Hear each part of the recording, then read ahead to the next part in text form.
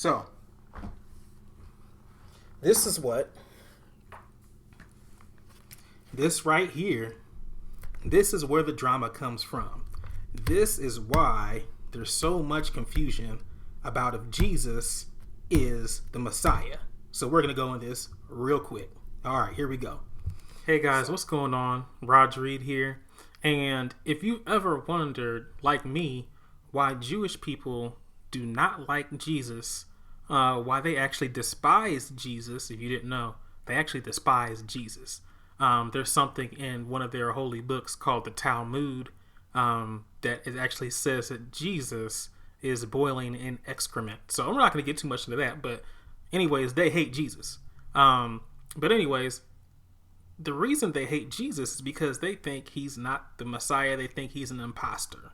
Okay, so why would Jewish people who read an Old Testament that we read in our Bible, this is a full Bible, they see the prophecies that we see, but they don't accept Jesus as the Messiah. So we're going to look into that. It's actually quite interesting. I just found this out. I was on a Bible study on Clubhouse the other day. I get on Clubhouse quite often, and there's always people talking about scriptural things. And one of the things they brought up was Psalms 22. So we're going to look at this in the NLT first. We got a few different versions we're going to look at, but Psalms 22. Some of you may be familiar with where this is going. So Psalms 22 and 16. We're going to go ahead and read that real quick. Okay? So it says, "My enemies surround me like a pack of dogs. An evil gang closes in on me. They have pierced my hands and feet.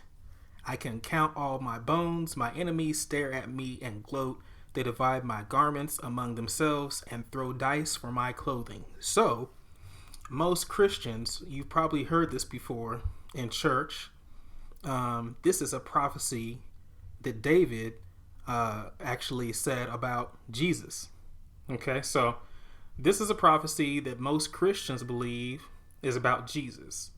Okay, and from looking at this, I believe this is definitely about Jesus. But in the Jewish Hebrew Bible, it doesn't read that way. Okay, but we'll get to that real quick. So, but that was the NLT. We're going to check another version. So next we have the KJV.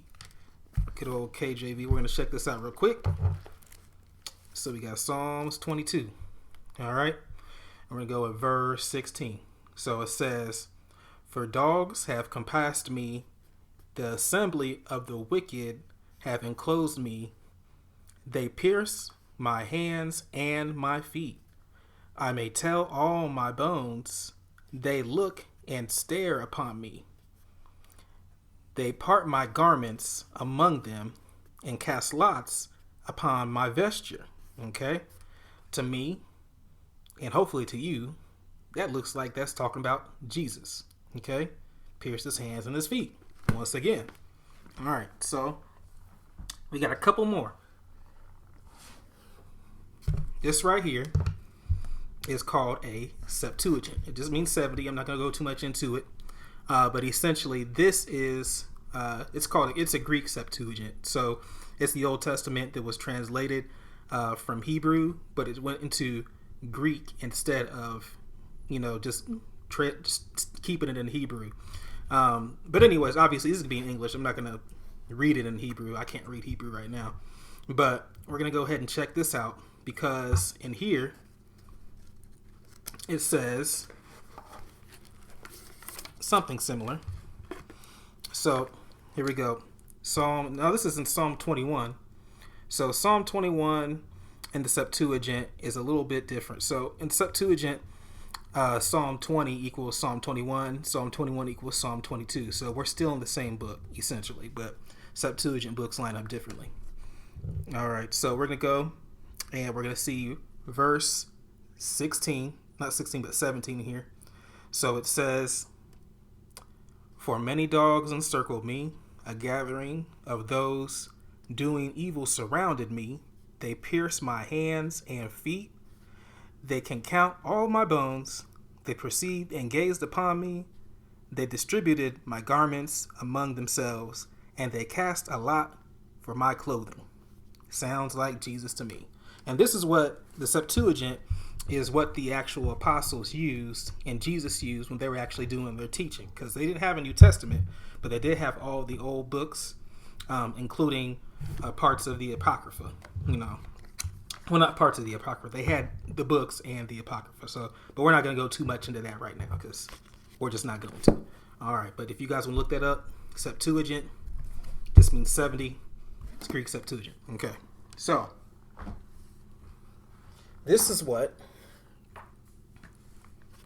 this right here, this is where the drama comes from. This is why there's so much confusion about if Jesus is the Messiah. So we're going to go in this real quick. All right, here we go. So if you're not familiar, when you read Hebrew from right to left, as opposed to when we read English from left to right. So that being said, this is why their book opens up this way. It looks backwards, feels backwards, to be quite honest. It just does. But this is how it goes. So we're going to open it up real quick, and I'll go ahead and show you guys the beginning of it. So JPS, Hebrew, English, Tanakh. All right. So that's what it looks like right there. But we're going to go straight to where I have marked. All right. So we got Psalm 22. And here we have 17. So it's going to read a little differently here. Here we go. Dogs surround me. A pack of evil ones closes in on me. Like lions, they maul my hands and feet. I take the count of all my bones. While they look on and gloat, they divide my clothes among themselves, casting lots for my garments. So now if you look up here, it used to say, pierce my hands and my feet. Here it says, like lions, they maul my hands and my feet. They maul my hands and my feet. So this right here, this doesn't even always appear in all of the translations. That the they maul part doesn't even appear in all of the translations that Jewish people will read out of. Okay, so there's various different Jewish Bibles that they read from. I'm not going to really take time to go over all the different versions, but some of them just say, like lions, my hands and feet. So here's the thing. If it's not saying pierced and it's saying like lions, what could that possibly mean? In my personal opinion, basing on the still context of everything else, the lions probably are doing something bad to your hands and your feet. It says they maul. So, like I said, all of their versions don't have that in there. And just as you know, people can take things out of context and read into them what they want to read into them. So if a lion is doing something to your hands and your feet, they are mauling it. They're mauling it with their teeth. So their teeth are piercing the hands and the feet. Okay, so it's just an analogy, which some people don't have a problem with those, but some people want to take them for whatever they want to take them for. And I think I heard somebody said that, well, the lions could be licking the hands and the feet. It's like, no, the lions aren't going to be licking the hands and the feet. And if they are licking somebody's hands and their feet, they're not going to be licking them for too long because they're going to taste good and they're going to chomp into it. But essentially, that's where really all the confusion comes from. So there you guys got it. There's other things that differ between what Christians and people who practice Judaism believe. Like I said, we're not going to go into all of that. Honestly, I don't even know all of that.